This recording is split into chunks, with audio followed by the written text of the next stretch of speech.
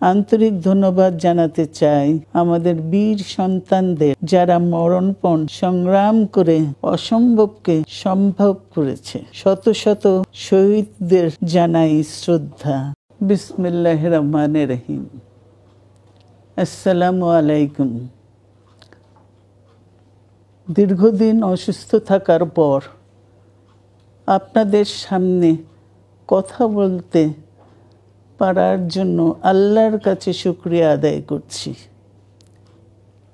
আমার কারাবন্দী অবস্থায় আপনারা আমার কারামুক্তি ও রোগ মুক্তির জন্য সংগ্রাম করেছেন, দোয়া করেছেন। সেজন্য আমি আপনাদের সকলকে ধন্যবাদ জানাচ্ছি। দীর্ঘ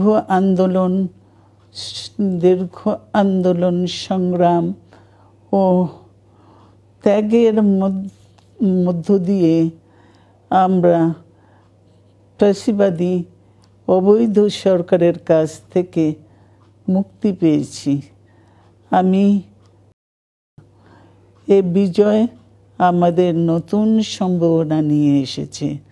দীর্ঘদিনের নজিরবিহীন দুর্নীতি,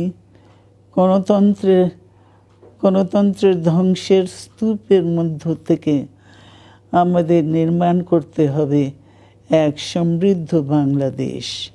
ছাত্র তরুণরাই আমাদের ভবিষ্যৎ। তরুণরা এই যে স্বপ্ন নিয়ে বুকের রক্ত ঢেলে দিয়েছে, সেই স্বপ্ন বাস্তবায়নে করতে মেধা, যোগ্যতা, জ্ঞান ভিত্তিক গণতান্ত্রিক বাংলাদেশ গড়ে তুলতে হবে। শোষণহীন সমৃদ্ধ বাংলাদেশ। সকল ধর্মের গোত্রের অধিকার নিশ্চিত করতে হবে। শান্তি, প্রগতি আর সাম্যের ভিত্তিতে আধুনিক বাংলাদেশ নির্মাণে আসুন আমরা তরুণদের হাত শক্তিশালী করি। ধ্বংস নয়, প্রতিশোধ নয়, প্রতিহিংসা নয়, ভালোবাসা, শান্তি ও জ্ঞান ভিত্তিক সমাজ গড়ে তুলি। আল্লাহ হাফেজ। বাংলাদেশ জিন্দাবাদ।